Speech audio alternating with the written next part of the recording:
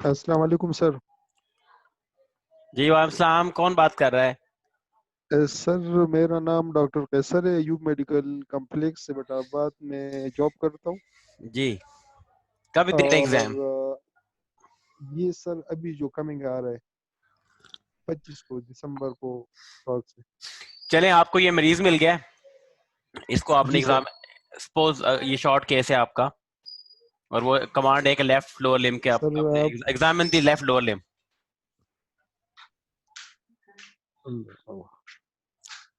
जी बोलें।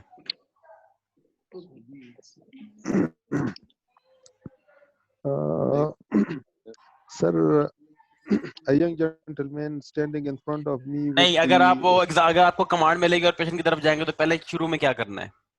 Introduction. Sir greeting करेंगे। अस्सलाम वालेकुम, मेरा नाम डॉक्टर कैसर है और मैं ऑर्थोपेडिक सर्जन आपका मुआयना करूंगा। जी क्या मुझे इजाजत है? जी। अच्छा उसके जी। बाद अच्छा, आपको क्या मसला है और कब से है? अच्छा, 2 मिनट में आपको सिर्फ मैं साथ साथ में आपको बताता जाऊंगा। आपने शुरू में इंट्रोडक्शन कराया, ग्रीटिंग्स किए हैं और कंसेंट लिया है, ऐसे ही है? उसके बाद दो जी सर। उसके बाद क्वेश्चन कर दिया आपने। आपने मरीज का जी नाम सर। क्या है? वैसे मरीज का नाम क्या है वो आपने नहीं पूछा। नहीं सर। तो इंट्रोडक्शन का मतलब है कि आप अपना नाम भी बताएंगे और पेशेंट का नाम भी पूछेंगे। इंट्रोडक्शन ये होता है ना कि ठीक तारुफ है जो सर। करते हैं दोनों तरफ, वो ये रियल टाइम सिनेरियो हमारा ये हो चुका हुआ है। मे भी और भी गलतियां होंगी, लेकिन एग्जामिनर ने जैसे ही लड़का वापस किया तो कहेंगे डॉक्टर साहब इसका नाम क्या था। इनफैक्ट उसने मिस किया हुआ था। ठीक है सर। नंबर 2, आप इंट्रोडक्शन जी के सर। बाद आपने कंसेंट लिया है और एक्सपोजर नहीं किया आपने। एक्सपोजर का बोलना भी है और कहना भी है। स्टिल अगर इस कंडीशन में ठीक है भी सर। आपको मिलता है, स्टिल आपने कहना है कि मैं और थोड़ा इसकी जो है ना राइट काफ है वो मुझे नजर नहीं आ रहा है, मैं और ज्यादा एक्सपोज करूंगा। कहना जरूर है। बेशक वो कह दें कि ठीक है अब सर। ये तो विंटर विंटर का ये सीजन होगा, पी वाला आपको एग्जाम होगा, उसमें इस्लामाबाद सेंटर तो नहीं है लाहौर में, लेकिन वो सर्दी होती है तो वो कहते यही है कि डॉक्टर साहब चलें जो नजर आ रहे हैं, लेकिन आपने कहना जरूर है। नहीं कहेंगे तो आपको नेगेटिव मार्किंग करेंगे आपने। ठीक है सर। तो start with introduction, consent, exposure with 2 questions. Formula है आइस, बर्फ, यानी आई ठीक है सी सर। ई, और प्लस जो है ना वो ठीक है कपल ऑफ सर। क्वेश्चंस हैं। ये है। उसके ठीक है बाद सर। आपने एक्सपोजर, अच्छा जब एक्सपोजर के बाद आप क्वेश्चंस करते हैं ना, आपको फायदा होता है। वो आपको अपना बाजू ठीक है दिखाता है, सर। अपनी टांग दिखाता है, अपनी कोई चोट लगी है तो आपके जो क्वेश्चंस होते हैं वो बड़े हेल्पिंग हो जाते हैं। मतलब अगर आपको एक्सपोजर दिखाता है, आप पहले क्वेश्चन करेंगे अच्छा चोट लगी थी, जब उसने एक्सपोजर किया है और आपको लगा है कि स्कार जी मार्क भी सर। उधर है, कोई स्कार मार्क है, कुछ इस तरह की चीज है, तो आपका क्वेश्चन बड़ा वैलिड होगा कि यार ये चोट के बाद आखिरी ऑपरेशन कब हुआ था, या इस तरह के क्वेश्चन आपको जरा खुल के बात सामने आएगी आप। उसके बाद आपने उसको जो है ठीक ना, है सर। लुक लुक जो है वो 1 मिनट से पहले कम होनी चाहिए। 1 मिनट से ज्यादा लुक होगी तो आपका शॉर्ट किस निकल जाएगा हाथ से। 20 सेकेंड्स तक आपने पहले ये चार काम करने, इंट्रोडक्शन, कंसेंट, ठीक है सर। एक्सपोजर और क्वेश्चंस। 20 सेकेंड्स तक कैलकुलेशन बड़ी इंपॉर्टेंट है। और लेस देन 1 मिनट इसकी लुक होगी। लुक चारों साइडों से होगी, फ्रंट, दोनों साइड और पीछे की तरफ। और फुट की केसेस में इसका सोल भी देखना होगा और कुछ हिडन जगह भी देखनी होगी जो लोग आप मिस करते हैं। हिडन जगहों में एक्जिला है, इंक्वायरल रीजन है, ये मोस्टली मिस हो जाती हैं। और सोल ऑफ दी फुट हो गया, और हैंड हैंड तो लोग देख लेते हैं लेकिन सोल ऑफ दी फुट लोग मिस करते हैं। और प्लस अगर अगर वो उसका कोई जूता वगैरह को मोटा है, छोटा है, या उसकी कोई क्रच है, विसाखी है, स्टिक है, तो थोड़ा उसको भी हाथ लगाना है आपने, उसको भी ऑब्जर्व करना है थोड़ा सा। Sorry sorry to interrupt you sir, एक चीज पूछनी थी। जी जी। साइमल्टेनियसली जब हम लुक दे रहे हैं तभी पेशेंट को बिठा के उसका सोल देखना है, या जैसे हमने लुक वाला सेशन वगैरह या पल्पेशन वगैरह बाकी कुछ कर लिया जो स्टैंडिंग में था, बिठा के उसके बाद चेक करें? असल में प्रिंसिपल ये है कि आपने जो एक पोजीशन में पेशेंट खड़ा हुआ है ना, उसमें वो सारी चीजें कर लें आप। जब बैठने वाले काम है वो बैठने वाले कर लें, और जब लेटने वाले हैं वो सारे लेटने वाले में कर लें। कॉन्सेप्ट ये है कि आपने पेशेंट को हार्म नहीं देना और पेशेंट को बार बार उठाना बिठाना नहीं है। इससे टाइम भी बचेगा और वो ये चीज ऑब्जर्व करते हैं। अब जैसे हम लॉन्ग केस करते हैं तो जो आप हिस्ट्री लेते हैं तो जो जीपीज आप बैठा के कर सकते हैं करा लें। उसके बाद आप चेस्ट तक हम जाते हैं आमतौर पर, चेस्ट एक्सकल्टेशन और कार्डिक का जीपी हम सही। शुरू करते हैं। उसके बाद उसको गेट लुक फील मूव कर लें। जब वो लेटेगा तो फिर आप बाकी वाला जीपी करेंगे, सिस्टमिक करेंगे, एब्डोमेन और फिर लटेमा वगैरह। उसमें कॉन्सेप्ट यही है कि आप ये जो सोल वाली बात है वो बिठा के कर लें, लेकिन जो खड़ा अगर आपको मिलता है तो खड़े वाली चीजें कर लें, लेकिन आप भूले मत स्कीम में इस तरह सेट करें कि आपने बिठाने के बाद फौरन तौर पर क्या करना होगा। एक्जेक्टली, क्योंकि कई बार यही होता है ना कि पेशेंट को अगर फंक्शनल स्कोलियोसिस वगैरह है तो वो वो बंदा ठीक बैठा के ठीक तो नहीं कर सकता, उसके लिए हाँ बंदे को खड़ा रहना पड़ेगा। बिल्कुल। तो नहीं नहीं, यही वो है कि बैक बंदा में स्टैंडिंग। बैक में और स्कोलियोसिस में डेफिनेटली वो आपको खड़ा कराएंगे वो। इवन जी फुट जी में भी सर। आपको वेरस फुट आएगा। मेरा जो लॉन्ग केस था 3-1 साल पहले, तो वो ट्रॉमेटिक डिफॉर्मिटी थी फुट की, मोस्टली वो कैवस जी फुट था। सर। तो वो खड़ा होके भी करना था, कुलमन ब्लॉक टेस्ट पे भी ऊपर भी करना था, और फिर बैठा के सारा उसका सोल भी और सारे मूवर्स, सारे मसल्स वगैरह, वो सारा कुछ करना था उसका। तो you mean one of the good scheme is कि आप पेशेंट की पोजीशन के हिसाब से अपने एग्जैक्टली ये सारे आपको जो बड़ा वो रिगार्ड करेगा कि आप पेशेंट को पेनफुल नहीं कर रहे, क्योंकि सेफ कितने और कितने आप ज्यादा उसकी हेल्पिंग में है, ये चीज ज्यादा वो रिगार्ड करते हैं, बजाय इसके लेकिन कि फिर आप सर अपनी इसमें स्कीम। इसमें यही होता है कि हमारे जो लुक फील मूव वगैरह का जो सीन है ना, वो थोड़ा सा डिस्टर्ब हो जाता है। अब जैसे वो आपने शॉर्ट केस में लोअर लिम्ब का केस दिया, तो स्पाइन इज एसेसरी, हम्म। मतलब एक एक्स्ट्रा चीज है देखने के बिल्कुल लिए, जस्ट बिल्कुल to rule out that's it. बिल्कुल। किस केस में तो स्पाइन उस देखनी है? फुट में? मिसाल के तौर पर अभी आपने ये केस दिखा दिया, स्पाइन जी तो हर लोअर लिम्ब के केस में देखनी है, फुट हो, एंकल हो, नी हो, हिप हो। बिल्कुल।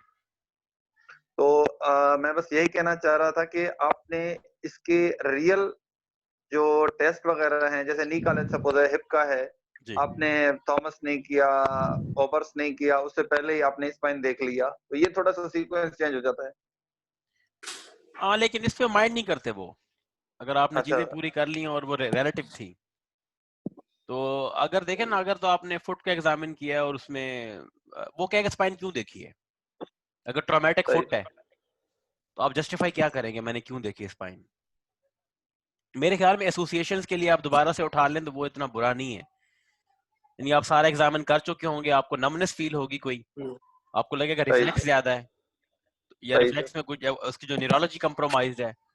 न्यूरोलॉजी सही। दो तरह की होती है, सेंट्रल है, उसमें अगर कॉर्ड है L1 तक, नीचे कॉर्डेक वेन है, वहां तक कोई सिम्टम आपको मिल गया है, या कोई उसकी टोन, बल्क, रिफ्लेक्स, मसल या कुछ इस तरह की चीज मिली है, तब आपने जाके स्पाइन की तरफ जाना है। अब ट्रोमेटिक फुट है, अब ये एरर है, वैसे बहुत ज्यादा कैंडिडेट्स करते हैं। अगर ये गनस्टॉक डिफॉर्मिटी है, गनस्टॉक डिफॉर्मिटी है, तो गनस्टॉक डिफॉर्मिटी में आप जो है ये क्यों करेंगे उसका स्पाइन एग्जामिनेशन, जबकि उसको कुछ सही। मिला भी नहीं है, वो और हिस्ट्री भी दे रहा है कि मुझे चोट लगी थी और ये कुछ हुआ हुआ है। ठीक। जरूरी नहीं है कि हर तो फुट सर की एग्जामिन में आपने ड्रामे स्पाइन के ऊपर ही ड्रामे देखना है। ड्रामेबाजी के लिए हाथ तो ऊपर फेरना पड़ेगा सर, स्पाइन इज वो नॉर्मल, और हाथ क्या। तो बस ठीक है, हाथ फेर ही जाए, वो हो सकता है आपको बचा ले, आप कहेगा जी मैं, लेकिन हाथ फेरना कोई मतलब ये कोई एग्जामिनेशन का तरीका नहीं है हाथ फेरना। अगर करनी है तो लुक सही करो, सर। या प्रॉपर फील करो, या कोई उसका मूव करो, या कोई स्पर्लिंग टेस्ट वगैरह सी स्पाइन में आप रूल आउट कर लेते हैं हल्का फुल्का सा। अगर वो कहता है कि मेरी नमनेस है, छोटी उंगली मेरी यहाँ पे नमनेस आ रही है और चोट लगी थी, तो ऑब्वियस लगता ये है कि आपको कोई मेलजुरेटेड कोई फ्रैक्चर या कोई जो पड़ा हुआ है गनस्टॉक डिफॉर्मिटी या कोई लैटरल कंडाइल वगैरह।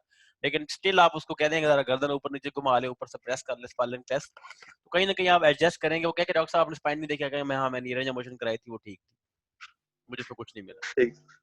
ओके। इस तरह वो करेंगे आप उसको। अगेन जो शॉर्ट केस की है ना, शॉर्ट अच्छा सिनेरियोस डिफरेंट है हर चीज के, टॉक्स का डिफरेंट है, शॉर्ट केस का डिफरेंट है, लॉन्ग केस का डिफरेंट, आपकी बॉडी लैंग्वेज डिफरेंट होनी चाहिए, आपका गेस्चर डिफरेंट है, और आपकी वो हर चीज डिफरेंट है, उसमें आप डिफरेंटली परफॉर्म। शॉर्ट केस में ये है ना कि आपको आपको मसला पता है शॉर्ट केस का क्या है। शॉर्ट केस में जो टाइम तो हर एक में शॉर्ट है, टाइम तो है ही नहीं ना, किसी भी चीज में नहीं है टाइम तो। अब शॉर्ट केस में आपको ना साथ में उर्दू वाले लफ्ज भी बोलने हैं मरीज के लिए, उर्दू वाले, और उसको जो है इंग्लिश में आपने साथ में फाइंडिंग बोलना भी है, साथ साथ में नरेट भी करना है और कुछ परफॉर्म भी करके दिखाना है। इस तरह ट्रिपल में 3 फील्डों में आपका माइंड सेट जा रहा होता है। जबकि लॉन्ग केस में ऐसा नहीं है, लॉन्ग केस में आपने हिस्ट्री लेनी है, हिस्ट्री टेकिंग एक डिफरेंट चीज है और हिस्ट्री प्रेजेंटिंग टोटली डिफरेंट है। जो परफॉर्म आपने फील किया है, जो आपने निमोनिक्स लिखे हैं वो आपने लेने के लिए लिखे हैं, जब आप प्रेजेंट करेंगे वो टोटल डिफरेंट होगा। और ओके। जो इसमें अब एग्जामिनेशन करेंगे लॉन्ग केस में, तो आपने बोलना कुछ नहीं है, वो सिर्फ गेस्चर करना, जैसे मिस्टर बीन करता है, अच्छा आप ये देख लिया, इधर देख लिया, उसके घुटनों पे आ गए, उसके पाँव पे आ गए, उसके इस तरह के आ गए, और फिर आपने उसको लिख देना है, और फिर आपने एग्जामिनेशन को भी बोल के बताना है, मतलब एग्जामिनेशन भी प्रेजेंट करना है आपने, वो डिफरेंट है सारा कुछ। तो अगेन ये जो है ना, आइस आपको स्क्रीन नजर आ रही है स्लाइड की? जी सर बिल्कुल। हाँ, आइस से शुरू करना है, इंट्रोडक्शन, कंसेंट, एक्सपोजर। इंट्रोडक्शन दोनों साइडों से होगा, अपना बताएंगे, उसका नाम पूछेंगे आप उससे, कंसेंट आप उससे प्रॉपर लेंगे, थोड़ा बताएंगे उसको कि मुआयना शायना करना है, उसमें उसकी इलाज की हेल्प मिलेगी, टीम का हिस्सा है। एक्सपोजर उसको भी बताना है, पूछना भी है, कहना जरूर है जितना भी होगा, फिर वो जितना दिखाए ना दिखाए उसकी मर्जी। फिर आगे क्वेश्चन है, ये इस तरह की स्कीम है। चलें आपको दोबारा से मैं वो दिखाता हूँ जरा, इसकी आप देखिए। अब छोटे जो जॉइंट्स है ना ठीक है हमारे, सर। अपर लिम्ब में 3 जॉइंट्स हैं, लोअर लिम्ब में 3 जॉइंट्स हैं, शोल्डर, एल्बो और रिस्ट, और हिप, नी और फुट, एंकल। छोटे जॉइंट्स का शॉर्ट केस आता है, बड़े जॉइंट का लॉन्ग केस आता है, इतना कोई मसला नहीं है। आप में से हर एक बंदे को शॉर्ट केस आएगा, एल्बो या रिस्ट का या फुट का, हर एक को लाजमी आएगा। ऐसा हो नहीं सकता कि आप इन तीनों में से किसी से बच पाए। जबकि लॉन्ग केस में भी आप बच जाए, किसी को हिप आ जाए, किसी को नी आ जाए, किसी को स्पाइन आ जाए, मोस्टली चांसेस हिप के होते हैं। तो इस तरह करना माइंड में रखना होता है। सपोज अगर अभी हमने ये दिखाते हैं,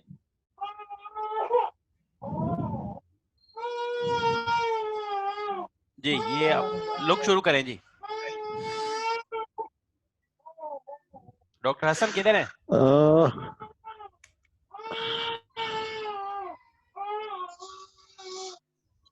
मैं करूं जी सर? जी जी हाँ बिल्कुल आप करें। Young man standing in front of me. जी yes sir, a young man standing in front of me with full exposed in the underwear, exposure from the pelvic region to the mid of thigh on the right side and fully exposed and the left side. The head is in the center and the both shoulders are on the same level.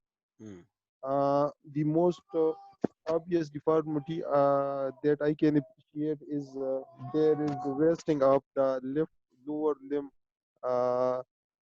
thigh, arm, and with normal attitude of the limb. Uh, the hair distribution is scarce on the left side with no visible scar mark from interior, lateral, and posterior. जी On palpation, I can appreciate the warmth of both sides is equal and comparable and looks normal. On superficial palpation, मरीज को बोलूंगा कि मैं हाथ लगाऊंगा, नहीं दर्द नहीं हो तो नहीं नहीं, मुझे अभी तो बताइए। आपने लुक पूरी करनी है ना। लुक फ्रंट से किया आपने, साइडों से करनी है, पीछे से करनी है, जी चारों सर, साइडों से। ये तो जी फ्रंट की सर। लुक की है। लुक में फ्रंट आपने से ना की, शुरू में आप छोड़ो, लेटरल मैं से आपको की बता और दूं, शुरू में पोस्टीरियर आपने कहा से कि की। Most obvious deformity is wasting of right thigh. ये कोई लफ्ज इतना अच्छा नहीं है कि डिफॉर्मिटी भी बता रहे हैं साथ में। डिफॉर्मिटी आपने बतानी नहीं है लुक के ऊपर। लुक के ऊपर आपने एटीट्यूड बताना है, ठीक। क्योंकि डिफॉर्मिटी का नहीं पता, वो फिक्स्ड है वो। अब मुझे वो अपना एक डॉक्टर साहब अपना कोट कर रहे थे कि वो मरीज बैठा हुआ था काउच के ऊपर, उसकी टांगें लटक रही थी लड़की की किसी की, तो लगता था कि जैसे फुट ड्रॉप है। उसने कहा ऐसे ही बता दें बस, जैसे बैठी हुई है, आप खड़ा नहीं हो करना है इसको बार बार। तो उसने कह दिया कि ये फुट ड्रॉप है। इस पे वो एग्जामिनर उसको तब क्या वो कहता, तो कैसे फुट ड्रॉप आपने कह दिया? आप एटीट्यूड बताएं कि वो प्लांटी फ्लेक्स है। आइडली तो उसको एनाटॉमिकल पोजीशन में लेके आए। ये भी लुक इतनी अच्छी नहीं है। लुक करने के लिए आप उसको बताएंगे कि आपने जो आर्म है वो एनाटॉमिकल पोजीशंस के अंदर सुपिनेट करना है, मुट्ठियां खोलनी है आपने। लुक करने से पहले आपने उसका एनाटॉमिकल पोजीशन का कहना है कि ये प्रॉपर तरीके से खड़ा हो, हाथ सामने की तरफ फैला दें और पांव सीधा खड़ा जमीन पे लगा दें। अगर नहीं लगते तो अलग बात है। अब ये नहीं कि उसने मुट्ठियां, आप ये तो नहीं कहेंगे कि ये आप राइट लेफ्ट जो आर्म है इसका मिड प्रोन में है और ये तो मुट्ठियां इसकी बांधने को डिफॉर्मिटी है, ऐसे नहीं कहना उसको। अगर डिफॉर्मिटी है भी सही तो जस्ट उसको बताना है कि इसकी पोजीशन कैसी है जॉइंट की। ये ankle is plantar flex, foot is plantar flex, या उसकी जो है ना वो एबडक्शन ज्यादा है वेरस वेल्गस से फ्रंट से। और सेकंडली आपने ये देखना है, यहाँ पे आपने पहले तो हेड हो गया ना, हेड आपने कर लिया यहाँ पे, इधर गया। जी सर, अच्छा जी सर। दूसरा आपने ना ये करना है, एक मिनट, ये शोल्डर लेवल्स हैं। ये जो आर्म डिस्टेंस आपने बताना है, पेल्विक ओब्लिसिटी है, फेसिंग पैटेला फेसिंग फॉरवर्ड है, और उसका जो है ना वो 4 फुट जो है वो प्लांटी ग्रेड है। ये चीजें इंपॉर्टेंट है। एक्स्ट्रा ये जनरल अलाइनमेंट है। फिर आप उसकी जो है ना वो शोल्डर पे, थाई पे या लेग के ऊपर कुछ कमेंट करेंगे उसके। ठीक, ठीक है सर। फिर आप जाएंगे साइड से। साइड से क्या देखेंगे इसी मरीज का? ठीक है सर। इसी मरीज को साइड से देखना हो तो क्या सर देखेंगे? इसमें नी कंट्रेक्चर, हिप का फ्लेक्शन, नी और हिप फ्लेक्शन या एक्सटेंशन। नहीं, जब साइड से शुरू करेंगे तो शुरू कैसे करेंगे? सर इसकी जो सिजिटल प्लेन में जो बैलेंस है उससे स्टार्ट करेंगे, हेड, चेस्ट और नीचे लिम्स की, लोअर लिम्स की अलाइनमेंट और जो सिजिटल बैलेंस है सर उस पे बात करेंगे। पहले आप फिजियोलॉजिकल आपके जो कर्वेचर्स हैं, फिजियोलॉजिकल कर्वेचर्स हैं इसके स्पाइन के, ये सारा पहले तो आप ये करेंगे उसको। ठीक है सर। उसके बाद जो है ना वो अलाइनमेंट्स में एडिशनली आप ऐड करेंगे कोई बाइसेप्स उसमें जो, और साथ में एंटीरियर कंपार्टमेंट है, पोस्टीरियर है, बाइसेप, ट्राइसेप्स हैं, क्वाड्स, हैम्स हैं, और फ्लेक्शन ऑफ द एल्बो है, पेल्विक ओब्लिक की आप लैटरल इतनी रिकमेंड नहीं करते, बल्क ऑफ मसल्स जो हैं ग्लूटियस के, नी फ्लेक्शन, और साथ में medial arches of the different foots का आप बताएंगे। अगर आप यहाँ इस तरफ खड़े हुए हैं ना, अगर आप इस तरफ खड़े होंगे तो इसकी आप आर्च बताएंगे, लेफ्ट की थोड़ी सी नीचे ठीक झुक है के सर। उसके लेवल के ऊपर आकर एक उंगली यहाँ पे रखनी है। अगर आप खड़े हो के बाद आप फुट के बारे में कमेंट करेंगे तो ये गलत कंसिडर किया जाएगा। आपने अपना उसके लेवल के ऊपर आना है, जो चीज बोल रहे हैं उसके साथ साथ नीचे झुकते जाएं आप। ठीक है इस साइड सर। से जाएंगे तो फिर आप अगेन जो है ना एडिशनल चीज बताएंगे, तो वही physiological curve of the spine are maintain, और यहाँ पे जिसकी जो राइट फुट की मीडियल आर्च है इज आल्सो मेंटेन, इस तरह बोलेंगे। ठीक है सर। और बैक पे क्या नजर आएगा इस मरीज के? बैक में सर फिर वो हेड से लेकर नीचे सर्वाइकल स्पाइन, फिर थोरेसिक और पूरा स्पाइन। सर इसके अलावा सर ओब्लिक्विटी ऑफ पेल्विस। इसके बाद जो है थाई, कोई scar mark, popliteus fossa, calf muscles, tendo Achilles, और आखिर में जो किल्किनियम है, किल्किनियम के जो वल्गस वेरस या वो जो टोज का है वो देखेंगे सर, और उसको कंपेयर करेंगे दूसरे साइड के साथ। इसके अलावा जो स्कार मार्क की हेयर डिस्ट्रीब्यूशन है, या कोई वेन विजिबल या कोई और डिफॉर्मिटी, उस पर कमेंट करेंगे सर। ठीक है, अब फील शुरू करें। ये 1 मिनट के अंदर आपका हो जाना चाहिए लोग सारा। ठीक है सर। 1 मिनट में आपको एक और स्लाइड दिखाता हूँ। और फील पे क्या शुरू करेंगे? फील में सर वार्म दोनों साइड के कंपेरेबल देखेंगे। इसके बाद सुपरफिशियल पल्पेशन पे पेशेंट को बताएंगे कि अगर आपको दर्द हो तो प्लीज मुझे रोक दीजिएगा। उसके बाद जी। सर स्टार्ट करेंगे, क्योंकि लोअर लिम्ब का कर रहे हैं तो सर पेल्विस से स्टार्ट कर सकते हैं, या फुट से नीचे से स्टार्ट करके पल्पेट करना। जो पेलिंजेस है, फिर मेटाटार्सल्स है, फिर चोपार्ट जॉइंट, लिस्फ्रेंग जॉइंट, चोपार्ट, फिर ऐसे एंकल पे, फिर टिबिया पे interior ankle joint, lateral medial malleolus, posterior ankle joint, calcaneum tubera, जो कैल्किनियम इंसर्शन है, टेंडोइचिलीज, और इंटीरियर पे सर जो अब टिबिया है, और लेटरल पे फिबुला है, इसको पल्पेट करते हुए नी जॉइंट तक जाएंगे सर। नी जॉइंट पे फिर जॉइंट लाइन, फिर patellar, tibial tuberosity, posterior popliteal fossa palpate करने के बाद ताई पे, फिर ताई पे ग्रेटर ट्रॉक तक जाएंगे सर। लेटरल साइड से ग्रेटर ट्रॉक पल्पेट करेंगे, इंटीरियरली नोट्स देखेंगे, पोस्टीरियर इचियल स्पाइन, फिर जो है inguinal ligaments, interior superior iliac spine, फिर अलोंग द क्रेस्ट, फिर पोस्टीरियर, फिर उसके बाद सर नीचे जो सेक्रम है अलोंग उसके आएंगे सर, इचियल ट्यूबरोसिटी और स्पाइन, वो पल्पेट करेंगे सर। अच्छा, ये एक पिक्चर है।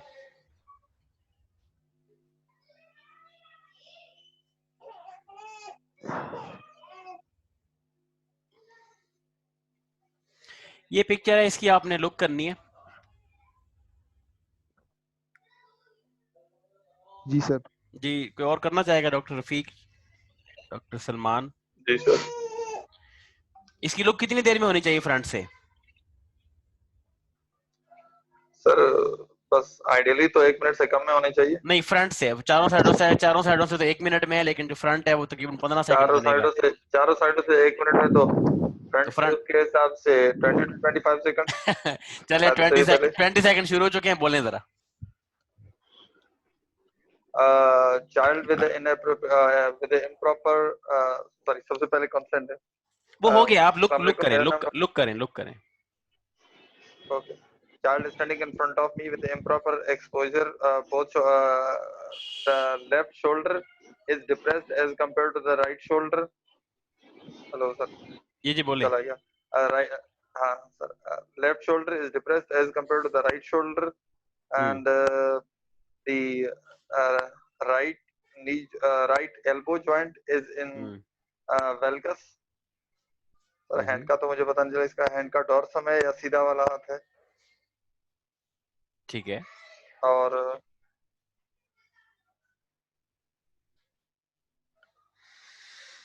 ठीक है, हेलो, इसमें और जो चीज बतानी है आपने वो एक्सिलरी फोल्ड्स हैं, एंटीरियरली वो एक मिसमैच फोटो हो तो रहे नहीं दिख रहा है सर। हैं, और साथ हाँ, में मिसमैच हो रहा है बिल्कुल। इसका ये जो है, जो एक बोनी प्रोमिनेंस है राइट साइड पे, मिडिल कंडाइल की मोस्ट प्रॉब्ली है, वो है थोड़ा सा लुक उसकी बतानी है कि ये एमल्सिएटेड लुक सी है, वीक सा है, मस्कुलेचर काफी उसके प्रोमिनेंट हैं, बोन वगैरह रिब्स की, बाकी ठीक है।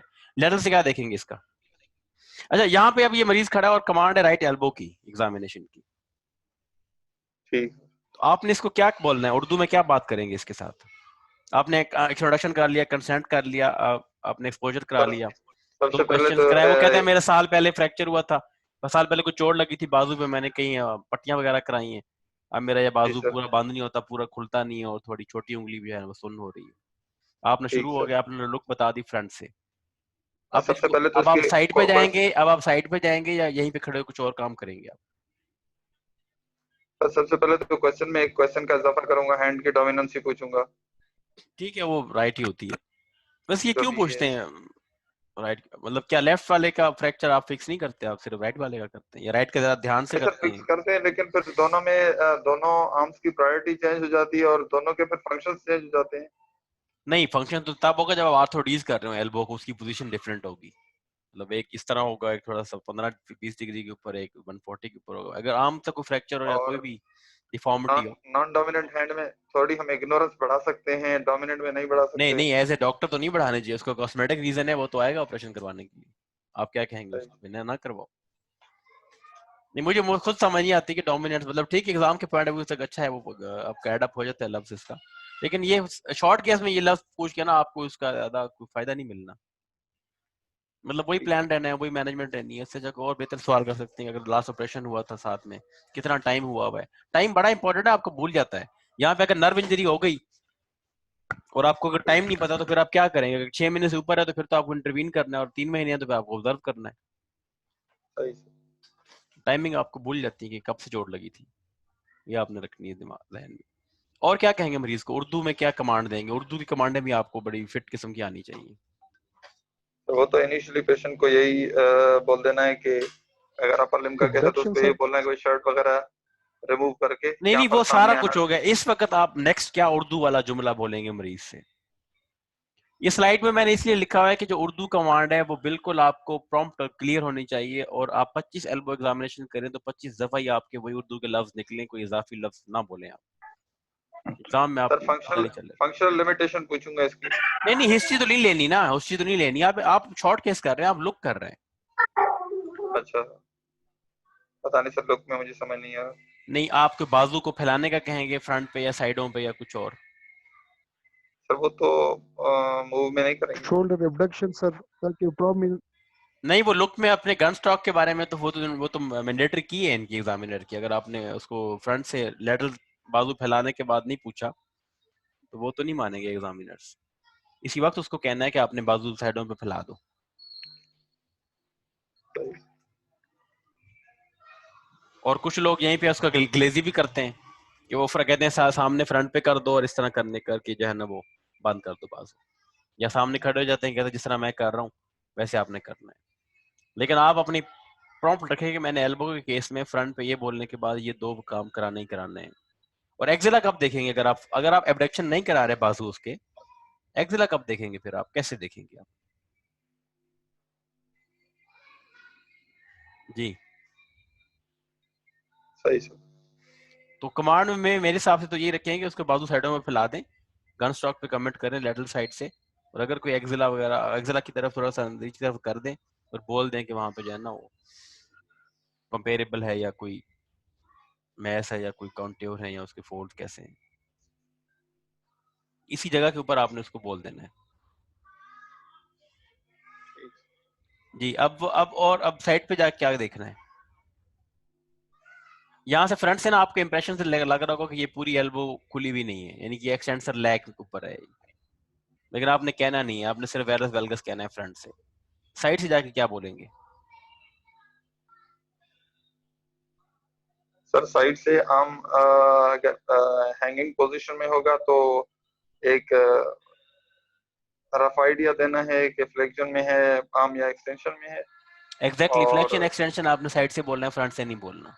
हाँ सर, फ्रंट से तो वो नहीं हो सकता। हम्म, और अगर इसके साथ एसोसिएटेड स्पाइन वगैरह में कुछ एक शोल्डर के इसके लेवल्स नॉर्मल नहीं थे तो मोस्ट प्रोबेबली स्पाइन में लॉर्डोसिस या कैफोसिस वगैरह कुछ हो सकता है, जी तो साइड से उस पर भी कमेंट करना है।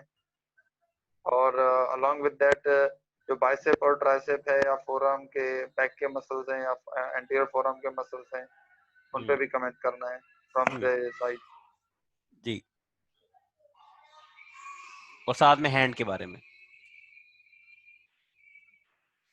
हैंड के बारे में लेटरली कुछ खास लेटरल नजर आ साइड सकता से, है। लेटरल साइड से आपको अभी समझ नहीं आ रही है ना कि इसका ये जो फुट है, ये जो रिस्ट है, ये डॉर्सिफ्लेक्शन में या फ्लेक्शन में या सही, एक्सटेंशन में है। ओके वो आप सर, लेटरल से देखेंगे कि रिस्ट की एटीट्यूड कैसा है वो। जैसे वीआईसी के अंदर ना बिल्कुल ही वो फ्लेक्शंस में आ जाती हैं, बिल्कुल फिंगर। तो वो लेटरल से आके बोलेंगे। और साथ में स्मॉल जॉइंट्स हैं तो फिंगर का एटीट्यूड भी देखेंगे लेटरल साइड से कैसा है। जी, फील में क्या करेंगे, फील कैसे शुरू करते हैं आप? सर फील्ड में सबसे पहले तो जो ठंड का मौसम है बंदा अपने हाथ गर्म करके और पेशेंट को साइमल्टेनियसली बताता हुआ जाए कि मैं आपको हाथ लगा के मुआयना करूंगा जी और अगर आपको दर्द हो तो मुझे रोक लीजिएगा।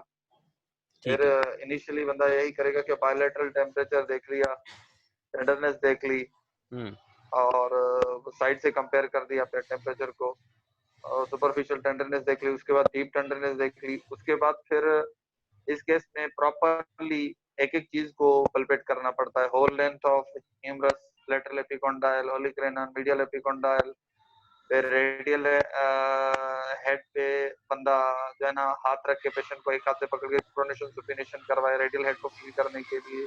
हम्म whole length of radius, whole length of ulna, और उसके बाद फिर सेंसेशन वेरी वेरी मस्ट कि दोनों तरफ से बंदा हाथ लगाता हुआ जाए, ये बराबर है, बराबर है, बराबर है, बराबर है, बराबर है, and in the end pulses. और अगर वो कहता है बराबर नहीं है, फिर क्या करेंगे? तो बराबर नहीं है तो फिर उसकी थोड़ी सी सिवियरिटी को मालूम करने की कोशिश करते हैं। क्या नेक्स्ट तो नेक्स्ट हम स्टेप क्या करना है कि जैसे वो कहता है कि मुझे यहाँ कम महसूस हो रहा है,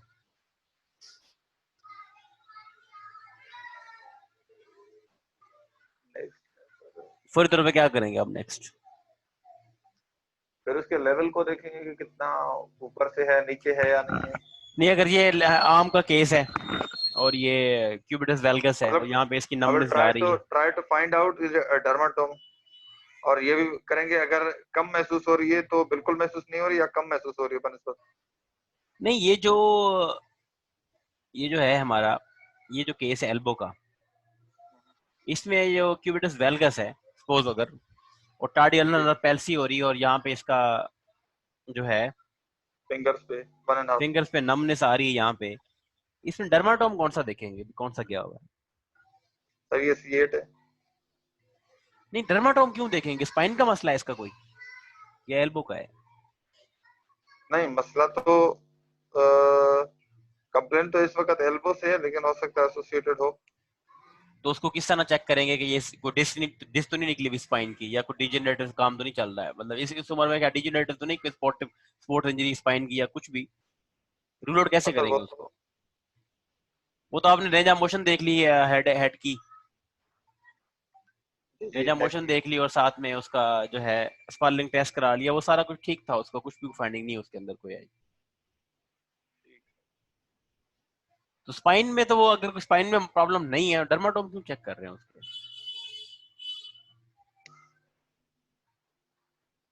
पता नहीं सर इसका।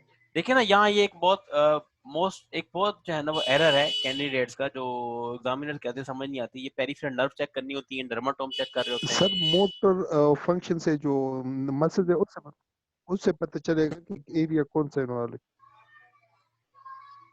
कौन सा मोटर फंक्शन? नहीं सर, एरिया इन्वॉल्वमेंट की तो बात ही नहीं कर रहे हैं ना सर ने, ये तो नहीं कहा कौन सा एरिया इन्वॉल्व है। सर कह रहे हैं आपकी बात सही है कि C8 इन्वॉल्व है, लेकिन अल्नर नर्व से इन्वॉल्व है या स्पाइन से इन्वॉल्व है, ये हाँ, इवैल्यूएट ये देखें, एक बहुत बड़ा इशू होता है कि आप एक्सियल सिस्टम इन्वॉल्वमेंट है या पेंडिकुलर है। हाँ ऊपर कर दो। अच्छा सर, इसमें ये नहीं कर ना सकते सर, कि जहाँ से अल्लर नर्व की रूट्स आ रही है, सी मतलब वो तो काफी सारी हैं, 81 तो 3-4 है ना। सर ये जी, बात एनसीडी या ईएनजी से हम रूल आउट नहीं करेंगे। ये नहीं पहले तो हमें दो एग्जामिनेशन के ऊपर जगह तो करे ना बताएगी ये। ना कि ओ, अल्लर नर्व या फिर है anatomy है। जी सर। जी अगर 2-3 रूट वैल्यू तो होंगी पेरिफेरल नर्व की, तो आप क्या देखेंगे उसमें से?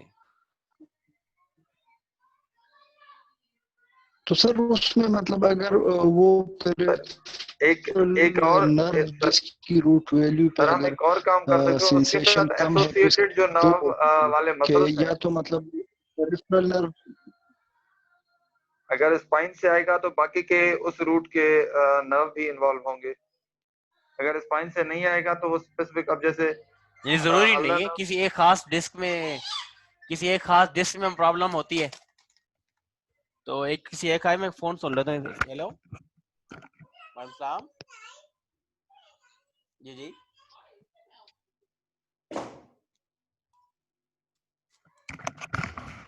हेलो। जी सर। हाँ तो प्रॉब्लम है कि इसको प्रॉब्लम स्पाइन का है या इसको प्रॉब्लम है पेरिफेरल नर्व का। यानी एपेंडिकुलर में आपको कुछ दिखाना चाहता हूँ यहाँ पे। ये अच्छा। काफी ज्यादा प्रॉब्लम होता है कि आप डिफरेंशिएट नहीं करते। जब आपने स्पाइन रूल आउट कर दिया और उसके कंप्लेन एल्बो की और उसकी नमनेस है, इट मींस कि उसको स्पाइन का क्लियर हो गया। आपने उसकी मूवमेंट्स करा के देख लिया, आपने सारा कुछ करा के देख लिया, आपने उसको स्पर्लिंग करा के देख लिया, रूल आउट स्क्रीनिंग कर दिया आपने कि प्रॉब्लम नहीं है जी उसको। सर। लेकिन अब स्पाइन का कोई मसला नहीं है, अब प्रॉब्लम होगा पेरिफेरी में। आप पेरिफेरल नर्व चेक कर रहे हैं। अगर स्पाइन का प्रॉब्लम निकलता है कि गर्दन हिलाते वक्त दर्द होता है, तो फिर तो आप उसको डर्माटोम मायोटोम करेंगे, रिफ्लेक्स चेक करेंगे और ढूंढेंगे कि ये कौन सी चीज है। एक सेकेंड, मैं आपको अभी 1-2 चीजें दिखाता हूँ यहाँ पे, मैंने इकट्ठी की हुई है।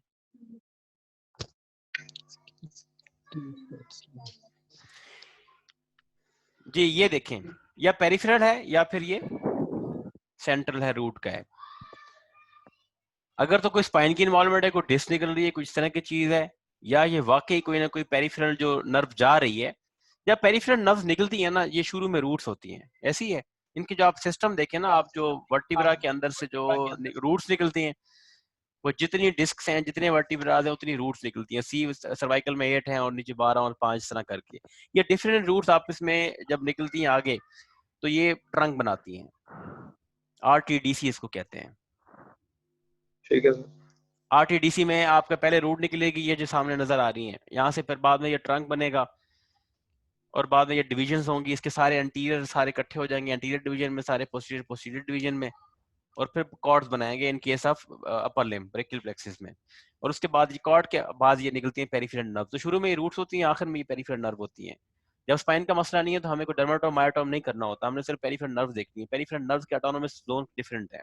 सपोज अगर अपर लिम्ब देखेंगे ना, तो मैं अगर कहूँ कि सर्वाइकल का प्रॉब्लम है, तो मैं यहाँ C5 देख लूंगा, और ये जो है ना, ये जो थंब है इसमें C6 है, मिडिल पे C7 है, ये C8 है, और ये एल्बो के साथ करके T1 हो जाए, खत्म हो जाएगी बात। लेकिन अगर आपने पेरिफेरल नर्व देखनी है, तो फिर आप यहाँ के ऊपर एक्सिलरी नर्व की फीलिंग होगी, सेंसेशन होगी बैच एरिया के ऊपर।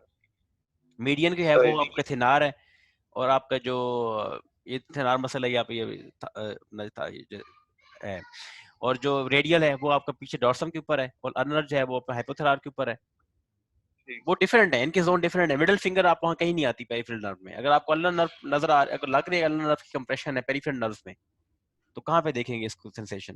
तो डर्माटोमायोटोम करने की कोई जरूरत नहीं है।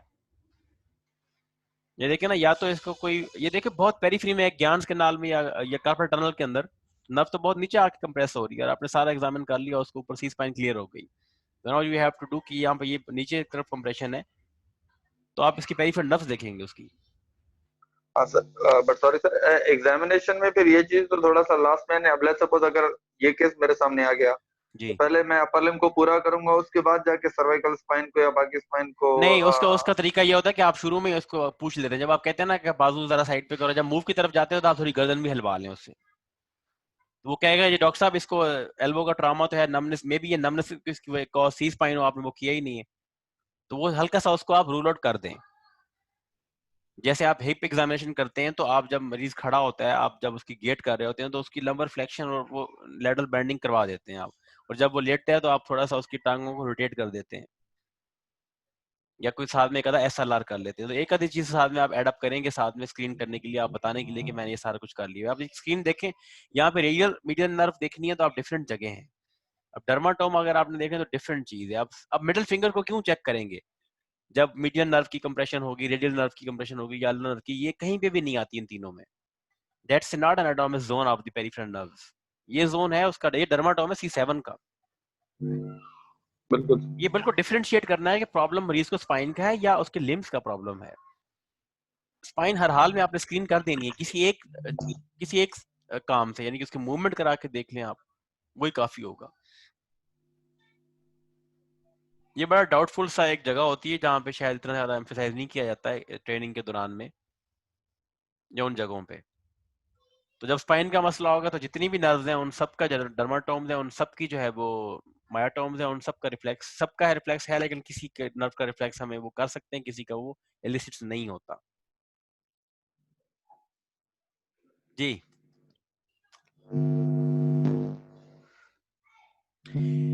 लोअर लिम का जरा बताएं, डर्माटोम चेक करेंगे तो कहाँ कहाँ तक जाएंगे, क्या क्या करना होगा?